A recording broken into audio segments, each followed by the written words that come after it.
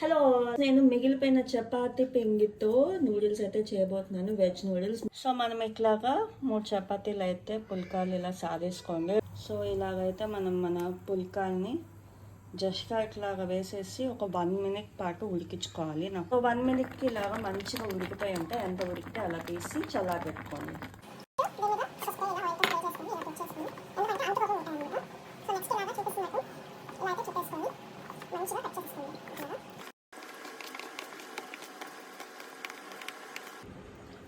ఇలా అనేస్తే మనకి మంచిగా నూడిల్స్ వచ్చేస్తాయి.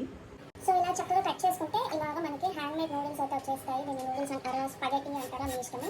ఒక ఆయిల్ 3 స్పూన్స్ అలా చేసేసుకొని ఇలాగ మనం మిక్స్ చేసి పెట్టేసుకుంటే మనకి నూడిల్స్ అనేవి అతుక్కోకుండా చల్లవైపోయిన తర్వాత కూడా ఇలాగే ఉంటాయి అనమాట. సో ఇది చిల్లీ ఆయిల్కి సంబంధించిన ఇంగ్రీడియంట్స్ అనమాట. సో ఇవైతే నేను ఇప్పుడు నూడిల్స్లో వేస్తున్నాను. ఇంత వేసేసుకొని ఫస్ట్ గార్లిక్ వేసుకోవాలి. ఇంకా వేగుతున్నాయి అనిపించినప్పుడు మనం నువ్వులు అయితే వేసేసుకోవాలి. అప్పుడు చిల్లీ ఫ్లేక్స్ ఒక స్పూన్ వేసేసుకోవాలి. మంచిగా వేగిన తర్వాత కొత్తిమీర వేసేసి సో మనం తడక ప్యాన్ పెట్టేసుకొని ఒక కలర్ఫుల్ వెజిటబుల్స్ వేసుకొని 1 మినిట్ సాట్ చేసుకోవాలి. మంచిగా ఇలా కలర్ఫుల్గా వేసుకుంటే 3 కలర్ క్యాప్సికమ్ వేసుకుంటే కూడా ఇంకా కలర్ఫుల్గా వస్తుంది మీకు.